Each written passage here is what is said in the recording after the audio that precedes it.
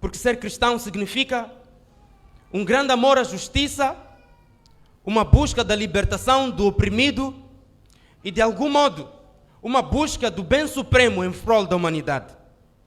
E se nós, como humanos, como igreja, como Ponta Gea, não temos nem uma fagulha do que significa viver em prol da comunidade e do outro, então não faz sentido nos unirmos aqui todos os sábados. E para nós, quando o livro de Mateus, capítulo 24, versículo 14, dizendo o seguinte: esta boa nova do reino de Deus será pregada em todo o mundo e em testemunho de todos os povos, então virá o fim. A pregação deste evangelho do reino nos ensina antes acerca das pessoas que nós devemos apregoar esta mensagem, como também ao significado do próprio evangelho, que é a libertação do cativeiro, a libertação do sofrimento que o mundo traz, a libertação da opressão, a libertação pelo poder do inimigo. E essa mensagem será pregada por todas as nações. Uma libertação não simplesmente de fome, não simplesmente de falta de dinheiro, não simplesmente de falta de emprego ou de doenças, mas uma libertação em que haja um poder de pensamento, um poder de autossustentabilidade humana e, acima disso, um poder de viver livremente sem ter medo de andar, vir e ir nas suas próprias convicções. E o cristianismo de Jesus Cristo foi isso: viver contra a maré do sistema que vivia na época, fosse ele sistema religioso ou então sistema político. E Jesus foi morto sob a acusação de sedição política e ao mesmo tempo por se fazer igual a Deus. Ele pendeu na cruz e ele disse: aquele que quiser seguir até mim terá que deixar a sua própria vida e carregar a cruz e morrer por mim. Se é isso então que vai acontecer, se carregamos o dever de pregar o evangelho, de algum modo carregamos o valor da cruz, carregamos a vergonha da cruz e uma morte que devia acontecer na nossa vida, talvez pior a do Elvino. Este evangelho não poderá ser pregado, talvez será pregado. O evangelho de Deus será pregado. É uma justiça de que vai se afirmar neste mundo um reino diferente dos reinos que vemos agora. Vai se afirmar neste mundo uma autoridade imperial feita por Deus, em que as normas vão nos colocar todos nós no mesmo patamar da igualdade e felicidade. De certo modo, neste Jesus Cristo, nós encontraremos essa paz. No livro de Apocalipse, capítulo 14, versículo 6, nós encontramos, de algum modo, que o apóstolo João diz que viu um anjo gritando no céu. Presta atenção. Diz que viu.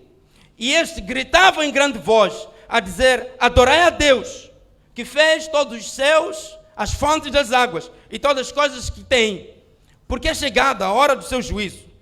Nós devemos entender por isso que essa pregação, essa missão que nós temos como cristãos, de pregar esta mensagem, é uma mensagem, antes uma mensagem universal, uma mensagem visível e uma mensagem audível. Se uma coisa é universal, visível e audível, implica que essa coisa é rápida. E o mundo em que nós vivemos no século XXI é um mundo rápido.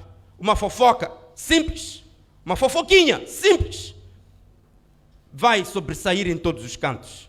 Se nós estivéssemos a viver no século passado, Elvino teria morrido e ninguém saberia do facto.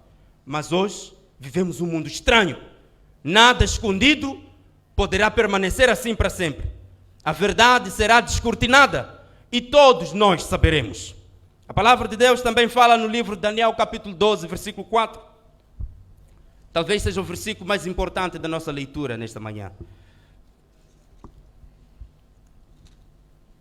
A palavra de Deus diz o seguinte: e agora, Daniel, fecha o livro e sela-o até ao tempo final. Nessa altura, muitos o hão de consultar e o conhecimento aumentará. Depois deste profeta escrever acerca do tempo do fim, desde o capítulo 11, versículo 40, até o capítulo 12, versículo 3, em que o profeta anuncia a destruição dos poderes desta terra e anuncia o estabelecimento do reino de Deus, ele volta, então, o anjo de Deus que estava a falar com o profeta, volta para falar com o profeta e diz ao profeta: sele o que você escreveu acerca do reino de Deus. Talvez, porque o reino de Deus levaria muito tempo para ser estabelecido, desde o momento em que ele foi revelado a mensagem. Mas devia fechar essa mensagem até que viesse o tempo final.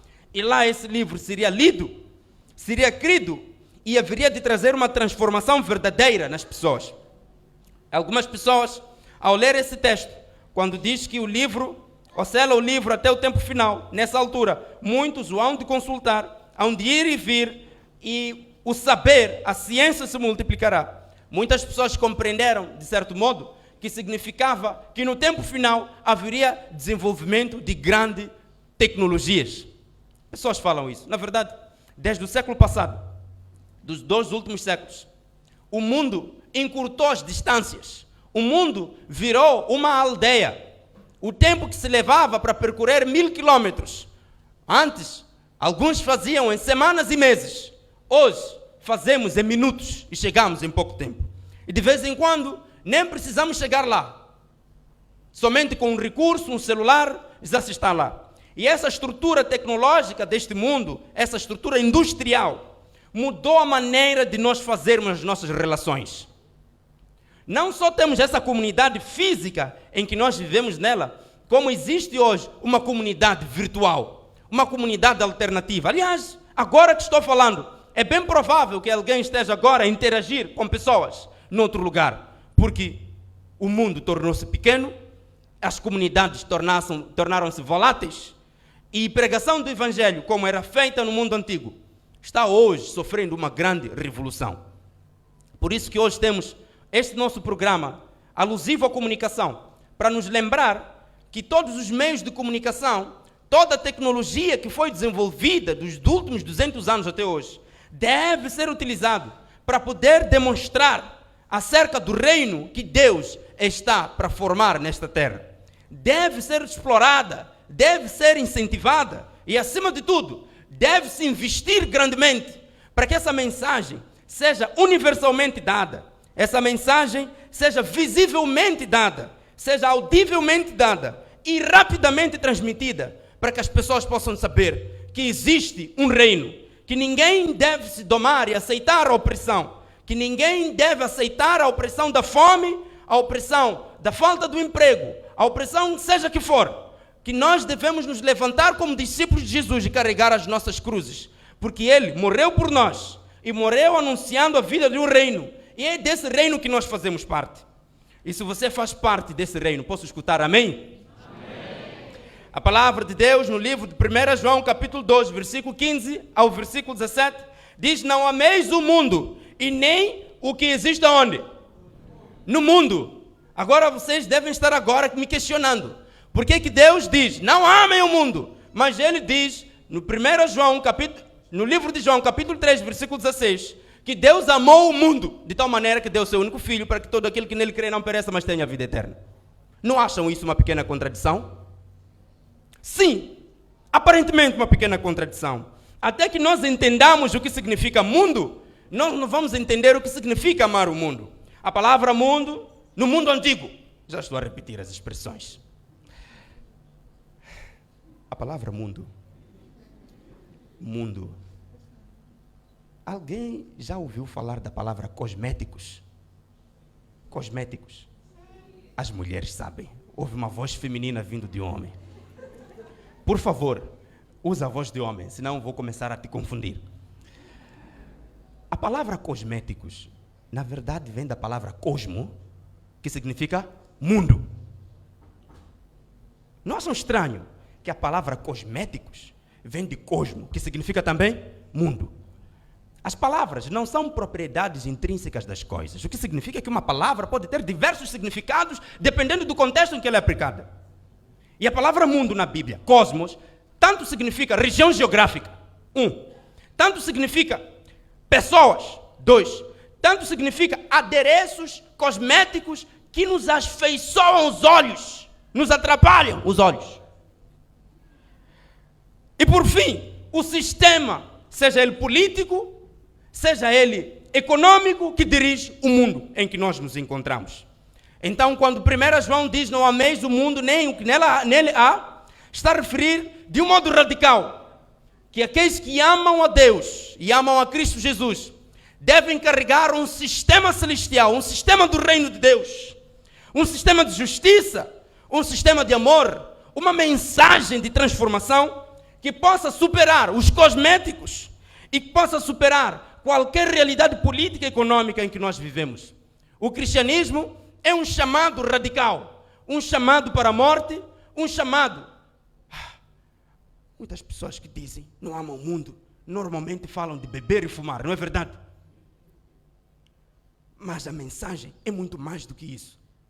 A mensagem é a transformação de vida individual, num contraste, numa rejeição de tudo aquilo que oprime o homem.